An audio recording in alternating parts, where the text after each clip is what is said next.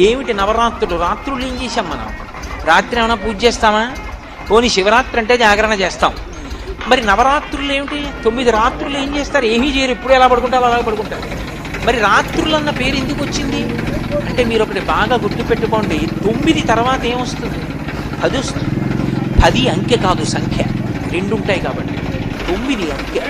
అంకెలలో పెద్దది 9. అంకెలు దాటిపోతే 10 వస్తుంది.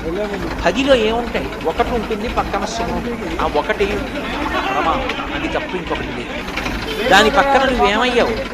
9 పూర్తి చేస్తే పూర్ణమద పూర్ణమిదం పూర్ణాత్ పూర్ణమదుచ్యతే పూర్ణస్య పూర్ణమాదాయ పూర్ణమేవావశిష్యతే పూర్ణమయ. అది 10.